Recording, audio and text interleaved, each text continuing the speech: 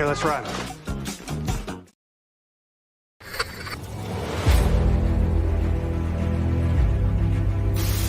Your mission, should you choose to accept it. It's a quest. It's a quest for fun. Well, The Rock says, why don't we just cut right to the chase? Okay, now he wants to get together. Well, he wants to talk. I want you to do me a favor. I want you to tell all your friends about me. It's showtime, folks! What are you? I'm...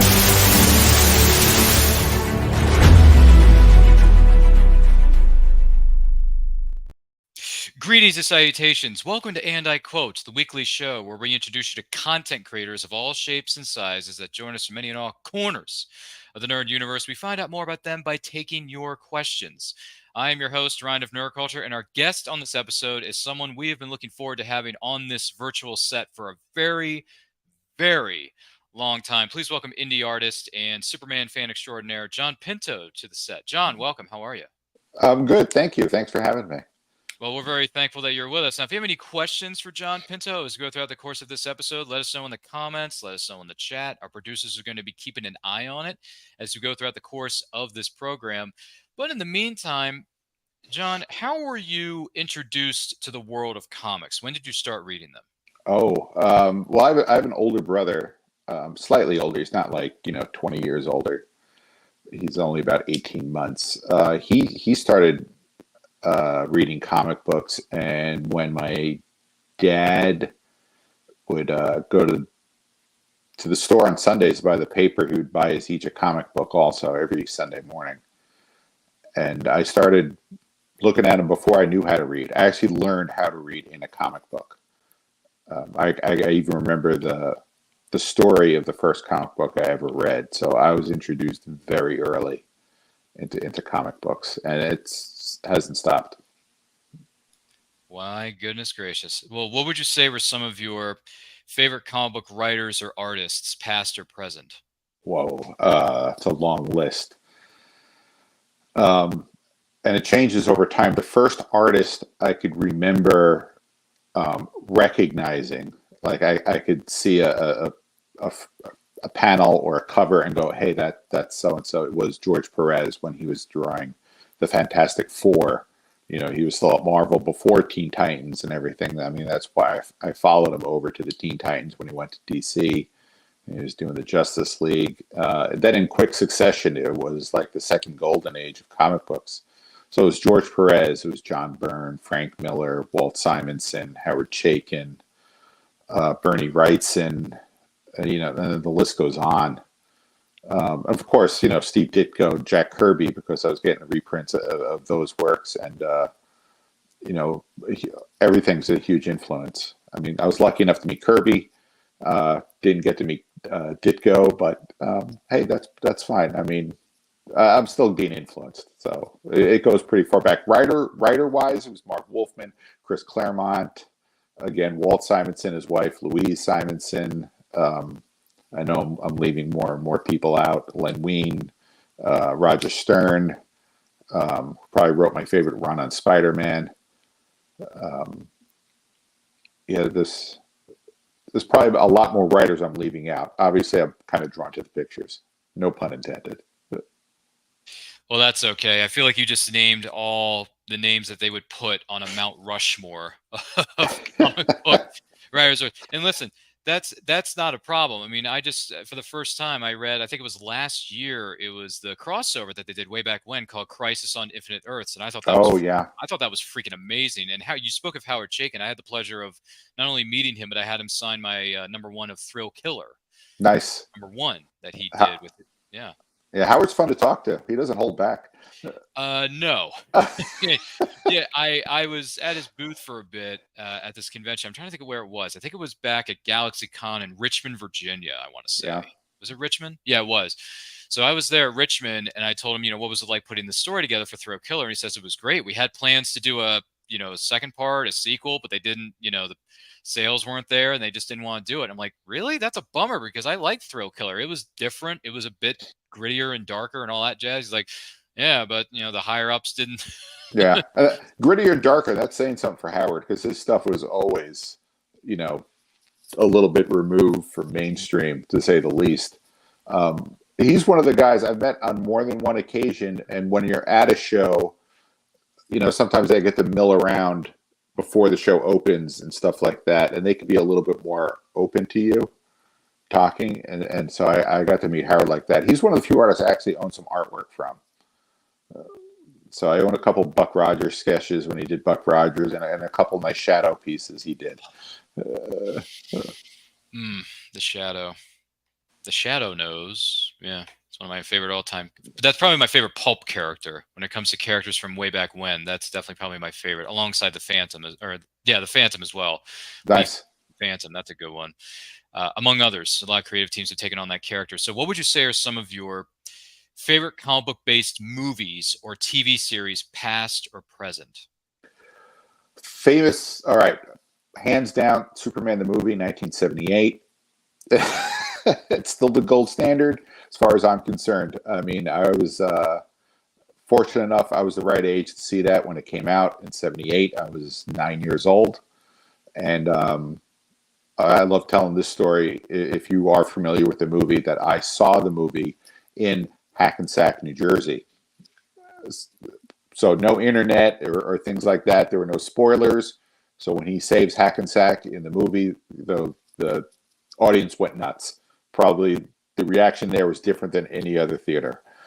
Beyond that, the Spider-Man movies, I waited a long time for those. I pretty much like all of them.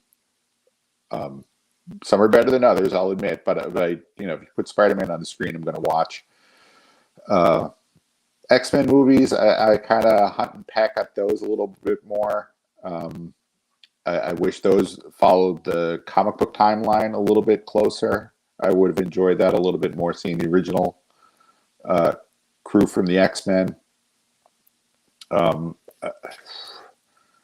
I don't know. I don't know if I could pick a top five. That's a tough one for me, though. But if there's a comic book movie, I'm going to watch it. I mean, good or bad, I'm going to watch it. I've seen Green Lantern twice, so I mean that says something.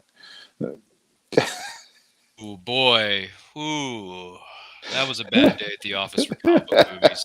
Yeah, and it's sad too, because Martin Campbell's a great director, but there were too many cooks in that kitchen at the time. There were too many cooks. Yeah, there was, and he's done a lot of other good movies, so I was holding out hope. But I mean, the guy only successfully rebooted one franchise twice, and then he did it a third time with another franchise that I'll speak about in a minute here. But he rebooted James Bond twice. Yep. With Pierce Brosnan's 1995's Goldeneye, one of the greatest action movies of all time. Anyone else who says otherwise, you're fooling yourself. And Casino Royale in 2006. Yeah. Which rebooted the franchise again with DC, with Daniel Craig killing it in that movie. By the way, Casino Royale is so flipping good. Yes, it is. And then he did it even earlier than that with The Mask of Zorro, That's another right. classic character. So, I mean, Martin Campball, a thing or two because you've done a thing or two. It makes me think he had a lot of interference on that. I think, bigwigs and deep pockets start seeing numbers from other things, and they think they know the answers, and there's a lot of notes. Yeah, that movie was bad. Anyhow, but as far as picking the top five, I can understand how that could be extremely, extremely difficult considering how many comic book movies we have in today's landscape. And once again, we are here on And I Quote with our guest, Jon Pinto, here on the show. If you have any questions for him, let us know in the comments, let us know in the chat. If you're joining us live or on the replay, thank you for being here. And do not forget to like and share this with all of your closest friends. When did you decide to become an artist? Early on. There was only two things I really liked to do, and that was play baseball and draw pictures. So I figured out pretty quickly I was not going to be a professional baseball player. I also got hurt, so my knee got hurt. Fall weather up in the Northeast where I grew up was I'm basically allergic to the Northeast in the fall, so that was going to be detrimental also. But I was one of those kids at school that was always drawing pictures in the margins. And in high school, I joked that I only passed high school Italian because of the portrait I drew of my Italian teacher in the back of my notebook, even though we didn't have art classes in my high school. So it was very early knowing that that's what I wanted to do. There were other people in my family that drew and had aspirations. My dad was able to draw. My cousins were able to draw. My cousins are considerably older, but they were all talked out of it, following it as a vocation. And there was a little pushback. There was worry, you're going to make a living doing this when it was, my turn, when I wanted to pursue it. And I just didn't listen, because I'm stubborn. My mom said, that's part of being a Taurus, is I'm stubborn and bullheaded. So I didn't listen to the pushback, and I just proceeded to do what I felt like that was the only thing I could do. So it was an early decision. That's all I can do. That's all I know. That's all I love. Well, I shouldn't say that. My wife's in the other room. That's all right. We won't tell her you said it. But she'll find out on the replay later. But despite that, gee whiz. No, she knows what I mean. It's okay. Okay, I was going to say, I'm not trying to start a domestic argument here, but what are some, gee whiz, what are some of the rewards, in your opinion, about being an artist? When other people react to it, if there's a takeaway, and when I was still in art school, at senior year, you have a senior project, and oddly enough, mine was movie posters. So I've been putting a little bit into this for a while, and I remember finalizing some of the pieces I did, and I remember which ones I did. I did The Lone Ranger, I did The Planet of the Apes, The $6 Million Man, and Doctor Who. But the $6 Million Man one, I remember tightening that up, and it was almost done, and bringing it with me. And there was another student my age or whatever, and just stopped as he walked into the studio, and he's like, "Oh, John," he goes, "Man, that takes me back." He goes, "That's awesome." And his reaction was, it's what every artist wants to get, from it. If you touch an emotional response in somebody from your work, that's the reward. If people want to look at it, that's all we want, is people to look at our work. That's the end all be all.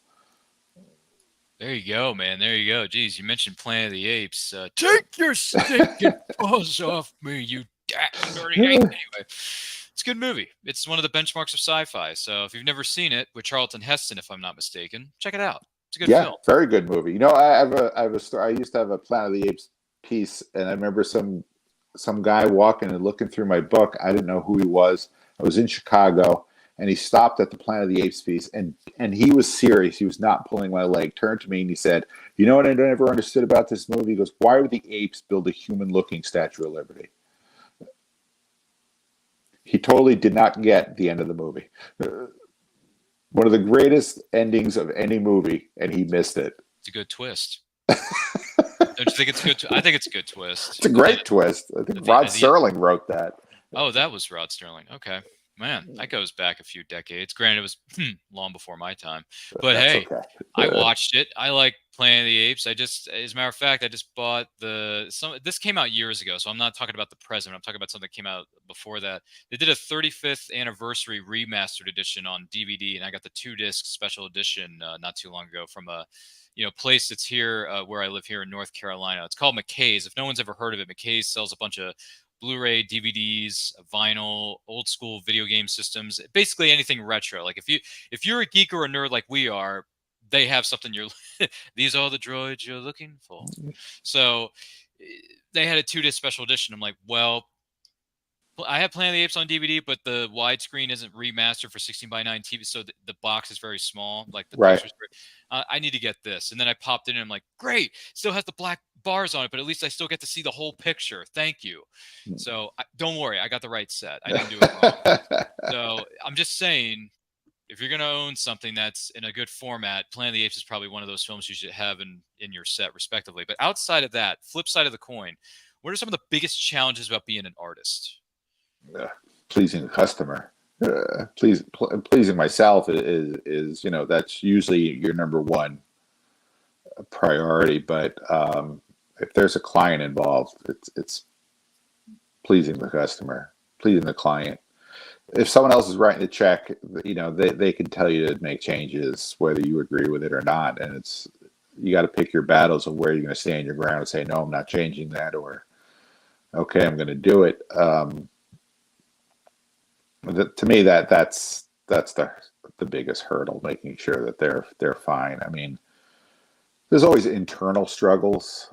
Um, uh, um, Most of my followers are aware I kind of like working in a lot of different styles. I'll work in a retro style or the movie poster style, a comic book style. And no matter what I'm working on personally, it seems I get to a point where, oh man, I wish I was working that way right now. And then it's always a push and pull.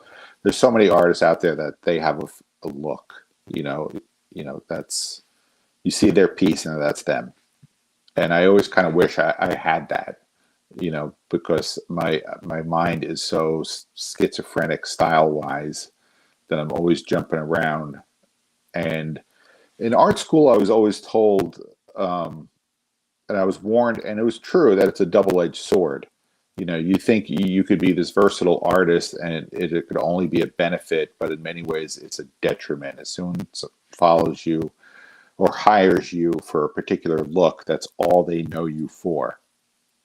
And they'll go out and hire someone else, even though you can do the same work, because they can't see past that's what your work looks like, and they put you in a box. And my work's never been in a box. And early in my career, it was beneficial, so I kind of let it go, because I was working with a lot of licensed properties, and I had to keep switching gears. I had to make sure that they looked like, the IP holders had the style guides for, and it worked fine. It's just a matter of when I can't turn off jumping around styles is my personal struggle. The older I get, the easier I'm able to accept it, and I start enjoying it. So if I start working in one, I'm like, okay, or if I haven't worked in a certain style in a while, I'm like, all right, let's get back into that cardboard box and play around with those toys for a little while. I gotcha. So if you were to be an Obi-Wan to someone's Luke Skywalker, there's a property right there. What pieces of advice would you give to aspiring artists out there? I always say just learn the basics of drawing, learn the basics of art. No matter what you want to do, you have to learn what value is, how shapes go together, perspective, whether you want to do wild Ren and Stimpy looking cartoons or you want to paint photorealistic movie posters. The principles are still going to be the principles of art. So learn the basics of drawing. Once you do that, then you see how it's applied to other things. And it's always going to be applied to other things. Shapes will just change shape, but you still have to learn how to draw shapes, right? There's still light and shadow, there's form, there's texture. Once you have a grasp on those, then you can do anything, but definitely learn the basics. Some great mic drop moments from our guest, Jon Pinto, on this episode of And I Quote. Don't forget to like and share this with all of your closest friends. If you have any questions for Jon, let us know in the comments. Let us know in the chat. Whether you were joining this live or on the replay, thank you for being here. We really greatly appreciate that. Now, something I want to bring up here, for those of you maybe watching or listening to this, these are some examples of the greatness that is Jon Pinto. And I'm just curious, what is the process like for putting some of these pieces together featuring these characters? Because I see a nice little 31 flavors of Baskin Robbins here. Yeah, well, there you go. There's me jumping around different styles. That's the banner for my Facebook page and stuff like that. People are wondering. Yeah, I mean, starting the Rocketeer, Robin Hood. Man, I don't know. The Obi-Wan is definitely a more of a cartoon take on it. The Superman is my John Byrne homage to his Superman from the mid-'80s. Very much comic book style. I think I even have a newsprint texture on that.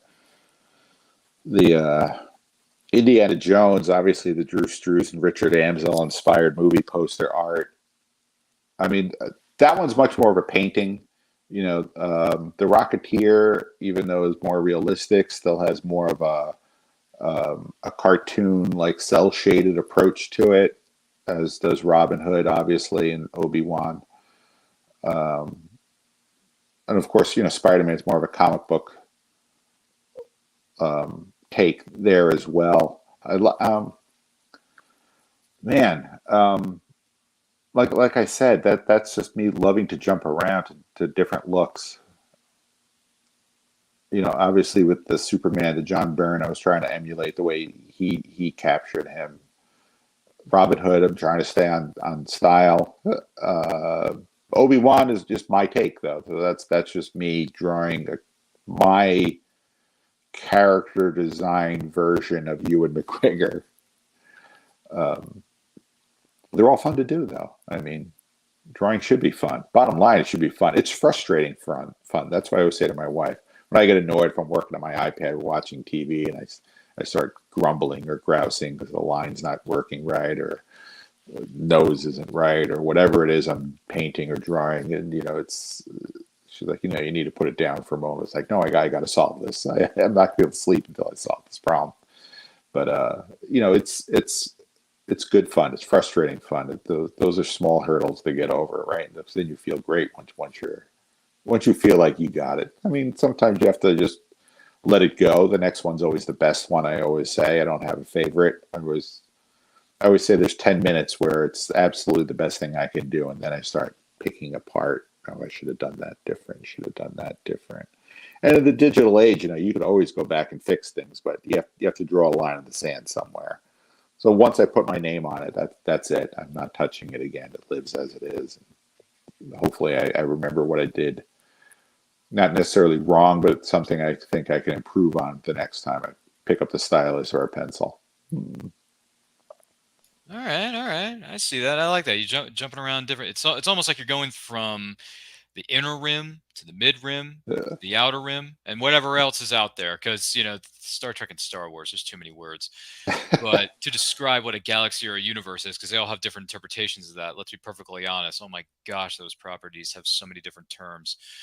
But that's really cool that you do these different characters in these different styles. It gives people like different kind of options if they're looking for something at a convention. And that brings us to this. Have there been any special memories for you from being at conventions, whether you're there as a vendor or there as an attendee? I haven't been at a lot of shows as an attendee. I like one or two in the past 10, 12 years, maybe.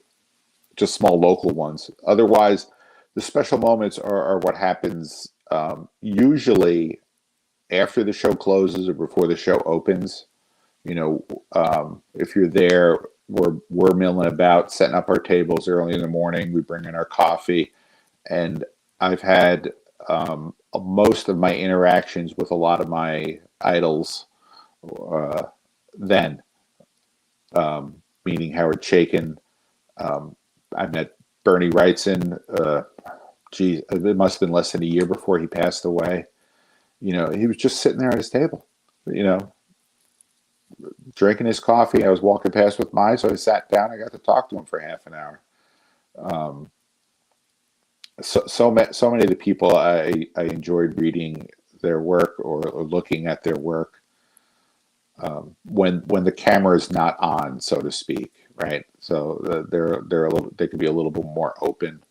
When I was 15, like I grew up in New Jersey in the Northeast. Comic book conventions back then were much smaller affairs. They were still in ballrooms and hotels, right? At the best. They weren't these grand circus-like spectacles in convention centers that they are now. So I would take the bus in, my friends and I, we'd go in, and I decided I was bringing samples. So I drew 3-4 pages of comic book samples, and I brought them with me. And I showed people my samples. And certain people have reputations of being very honest with their review of your work. And Neil Adams probably is at the top of that list, which I was blissfully unaware of. And I brought my samples and I showed them to Neil Adams. And he sat me down next to him, and for about half hour, 45 minutes, he was brutally honest with me and set me on my way.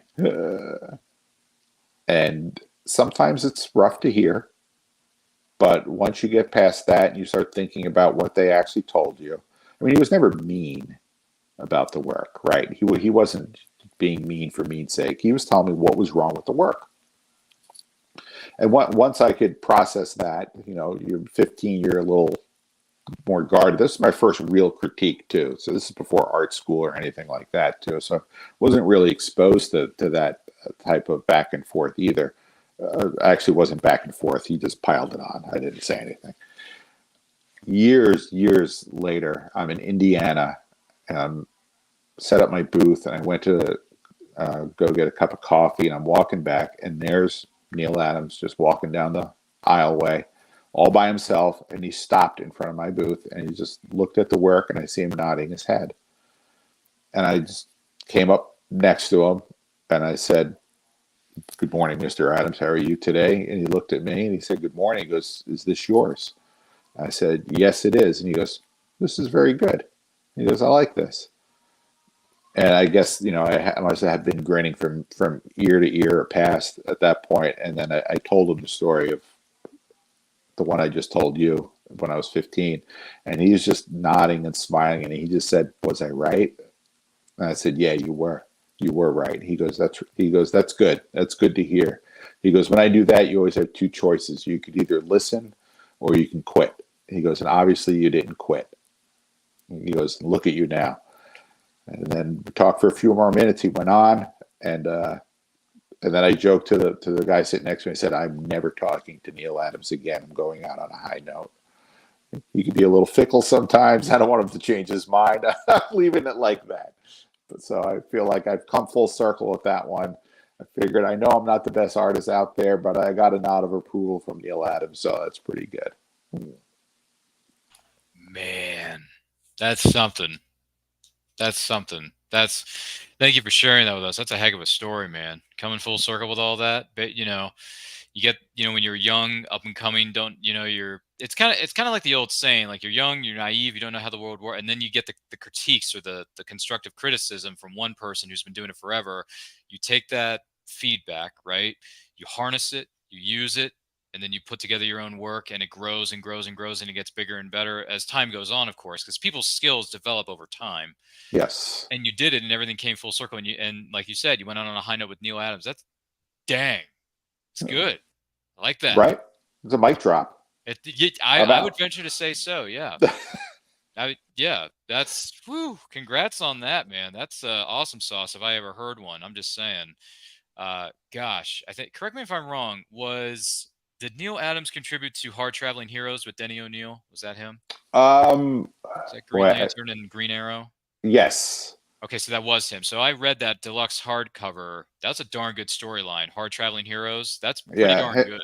Yeah, him and Denny O'Neil. Of course, they're obviously linked with Green Lantern, Green Arrow, and of course, revitalizing Batman after the TV show. Yeah. Yeah. Yeah. So no problems with that. Incredible stuff. And once again, we are here with Jon Pinto on this episode of And I Quote. If you have any questions for him, let us know in the comments, let us know in the chat. Don't forget to like and share this episode with everyone you know. With that, I want to let you know that this episode of And I Quote, and every episode, is indeed powered by our good friends over there at Poddex. Now, Poddex are unique interview questions and episode starting prompts located in the palm of your very own hand. So whether you are a new podcaster or existing broadcaster looking to grow your audience or get more engagement, you're going to want to check out our friends over there at poddex.com. Use code RYAN10, that's RYAN10, RYAN10 for 10% off your first order. Don't miss out on that one, folks. Serious question, though, from our good friends at Poddex here, Jon. Do you count your steps? Yes, I walk every day. I do. I walk 3 to 5 miles every day. So yes, I do count my steps. There you go. Enough said. Ching, what's the most awkward thing that happens to you on a regular basis? On a regular basis? Yeah, it could be anything. Could be anything. I always find it amusing that my wife will see a picture and go, "Have you seen this?" And I said, "Yeah, I drew that." So that happens more than some people think I'm saying that, being mean or whatever. I'm not being mean at all. I always find it funny. She finds it funny. To her, this is, no one in my house fawns over what I do. I'm just dad. I'm just the husband. It's my job. They'll occasionally ask what I'm working on, but it's never over my shoulder looking at my stuff. So they're surprised sometimes. But I really, so far, they haven't said something like, oh boy, man, look, this sucks. It's mine. So that hasn't happened. That'd be even more awkward. So I'm glad it tends to be more the amusing awkward. There you go. Your artwork is too good to be bad. But at least in my opinion, as someone who's purchased a few of your prints, not that anyone's paying me to say this, but what's the funniest thing that you've seen a kid do? Any kid or like my son? Could be any kid. Could be someone you saw on the street. Could be someone walking down the neighborhood, or one of your own children. Doesn't matter. All right. I always like this story of my son. He's 19 now, but when he was younger, he's always been very book smart. When he was younger, we were rushing to get out of the house, like we're going someplace where we're dressed up, right? We have shirts and ties on. My wife's getting ready, putting on her dress, so forth, and the dog has to go out. Joe, take out the dog. He opens up the front door. He said, I can't. The sprinklers are on. So I just looked at him, and I'm like, there are other doors in this house. He's like, and like, you could see him working this through, and suddenly it clicks. Like, oh, yeah, there are. So he picks up the dog. He goes out a different door, and he comes in a few minutes later, completely drenched. Like, his clothes are transparent. He's so wet, and I'm just like flabbergasted. I'm like, why are you so wet? What happened? He goes, I told you the sprinklers were on. I go, you could have turned left. And again, he had to stop and think it through, and it clicked in. He's like, oh yeah, I could have. And he went outside and just walked right through a sprinkler, because that's what he always did. Sprinklers. So I always find that amusing. So I don't know if anybody else does, but I always find that story amusing. I always say it always illustrates Joe, because he's brilliant, but he could do something so stupid like that he couldn't think of just turning the other direction away from the sprinkler. You can always pull the John Cusack movie line where his best friend looks at him and says, turn that way. Go that way really fast. And if something gets in your way, turn. If you remember Better Off Dead, I think it was called. Yeah. Better Off Dead, Better Off. If you remember that one, just if something gets in your way, turn. That's all you gotta do. It's just turn. I believe the actor's name was Curtis Armstrong, who said that line in the movie. If anyone knows who I'm talking about, more power to you. Curtis Armstrong. He was in Moonlighting, played Bert Viola, and he was also Booger. Yeah, Revenge of the Nerds. Revenge of the Nerds. Yeah. Yeah. There's some throwbacks for you. Speaking of comedies and hilarity, what's the funniest place you've ever fallen asleep? On an airplane. Okay, but I fell asleep before we took off, and then the stewardess had to wake me up, and I thought there was something wrong. I'm like, she's like, you have to get off the plane now. I'm like, oh, is there something wrong with the plane? Because we had landed, and I didn't know we took off and landed. I was asleep for like 4 or 5 hours, solid. So I didn't know we flew. That to me was fun, because it was like, you blink your eyes and you're someplace else. Yeah, go from one place to the other, point A to point B, as they would say. Gee whiz. How do I put this? What is the dumbest way you've been injured? Dumbest way I've been injured? Or silliest? I cracked a rib coughing once crossing the street in Atlanta. I coughed so hard I actually cracked a rib. I didn't know it was possible to do something like that. Well, I'm here to tell you it is. Of course, I was there for a concert, and I was not about to go to the hospital or the doctor until after the concert. So, oh my! Who was playing that night? It was a reformed, one of my favorite bands out of Australia named Crowded House. Oh, okay. I'm not familiar with Crowded House, but wow. No, that's okay. They were okay. Wow. Was it a good show? Like, did it end up being a good set? It was a great show. It was totally worth it. Oh, Okay. Well, as long as you had a good time at the show, I mean, I guess I had a great time. All right. All right. If someone wants to know more about this band, what's one or two songs that they should pop on the next time they're on YouTube? Their biggest hit was back in 1986. It's called "Don't Dream It's Over." Don't Dream It's Over. Okay. All right. I have to keep keep keep an ear out for it, I guess, or keep an eye out for it, because YouTube, you're like looking at stuff, but yes, sometimes it's just wallpaper and then they play the song. You're right. Right. Or what do you call it? A freeze frame image, something like that. Album cover. Thank you. There it is. Yeah. Album cover. That's what they're called. Jeez, I got to remember my music terminology sometimes. Whew. But I hope I don't have to. A good thing I don't have to keep on reminding myself of this. This has been and I do mean this sincerely.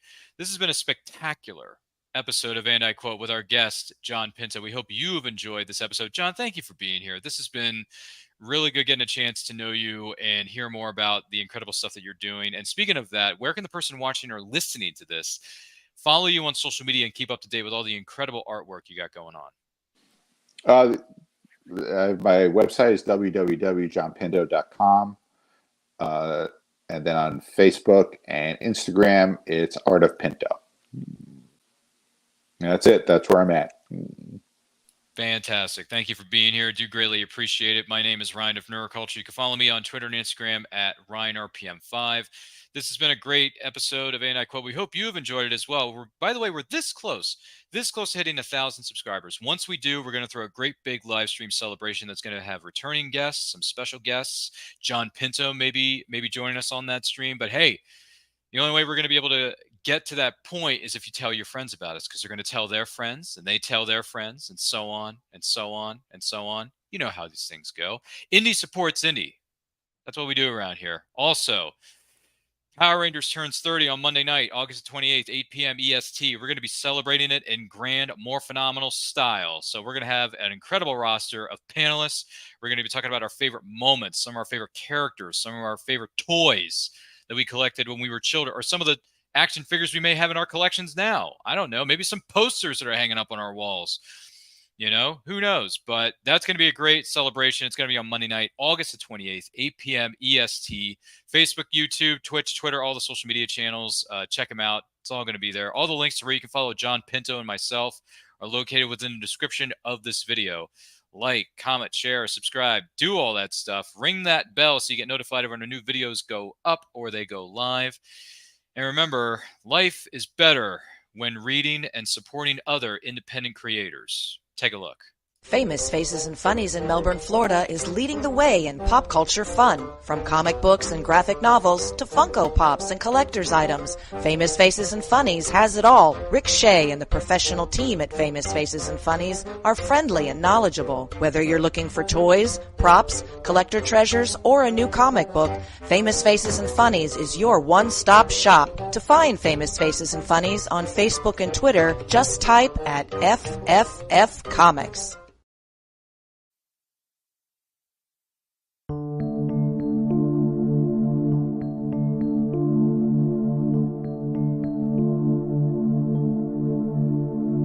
Sweet dreams they placed on me inside my mind.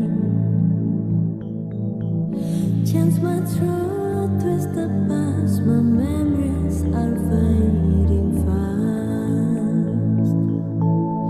Am I still missed?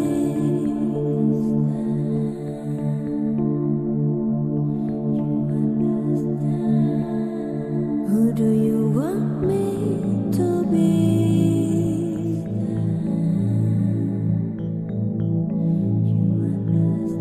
Am I still missed?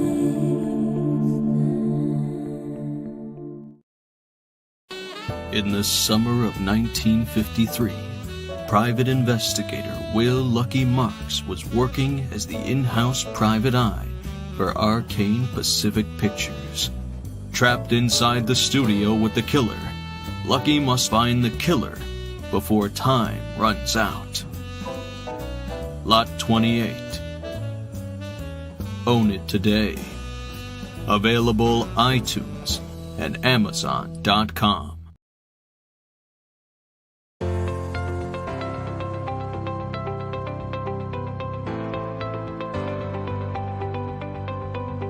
You've worked hard and written a great book. Now, it's time to give it a great cover. If you're an indie author or small press publisher, Plasmafire Graphics is your source for affordable cover illustration and graphic design.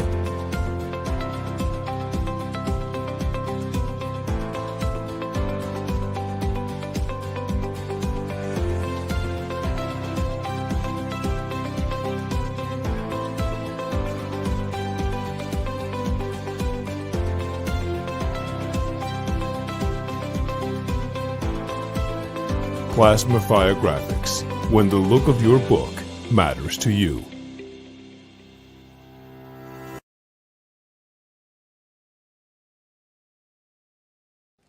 Good morning!